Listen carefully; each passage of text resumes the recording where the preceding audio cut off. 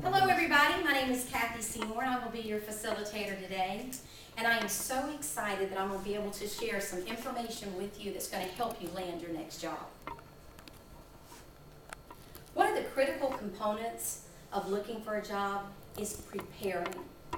And if you have a job in mind, a specific job in mind, the first thing that you want to do is sit down and research that company. Now let me ask you a question. Where do you think you can get company information? The website. The website, that is right. You can go to a corporate website and learn all about the company that you're going to be working for. And if you want additional information, there is a website called hoovers.com. You can go to that website and get financials, you can get CEO information. There's plenty of websites out there for you to get your information.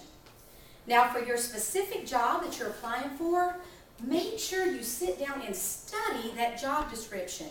Know what it is that they're looking for. Make sure you have the requirements because you don't want to make them up while you're in the interview. And then prepare yourself.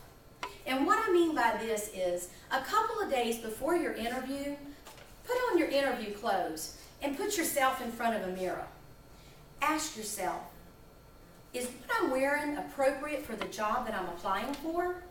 Is my hair appropriate? Is my makeup, us ladies? You want to prepare yourself because you're the one that has to go in there and sell yourself and sell your skills.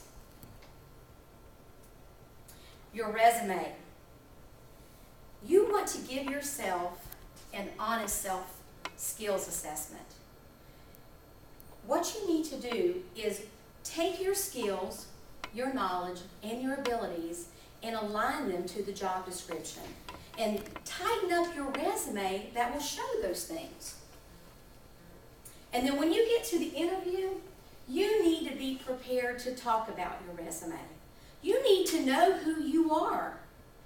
Now, you can talk about past job responsibilities, but what's real important is to talk about your job accomplishments. And then you need to review your resume carefully. And what I mean by that is that you need to spell check it. You need to check it again for spelling and again. You need to check it to make sure it's formatted correctly. And then give it to a fresh set of eyes and have them look at it. Because this is your documentation that's going to tell someone who you are professionally.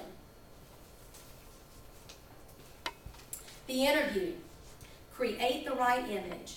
When you walk into an interview and you shake somebody's hands and you're giving them a firm handshake, what does that tell people? Confidence. And you know where you got your confidence? By your preparedness. Those two equal the same. What you need to do for the interview is to anticipate questions and be prepared to answer them. Employers now are asking behavioral interviewing questions. In other words, they're asking you to describe a situation. Tell me all about yourself. And then when you answer them, you need to keep your answers brief and to the point. You need to know when to stop talking. And a good thing to do is to also provide examples of your work if you're asked to do so. The next thing is value. This is so important. You want to stress the value that you are going to bring to that position. Then you want to quantify the value. And what I mean by that is if you're in your last job, you designed a process that saved a company $1 million, well then you need to highlight that and let that company know that you could do that for them too.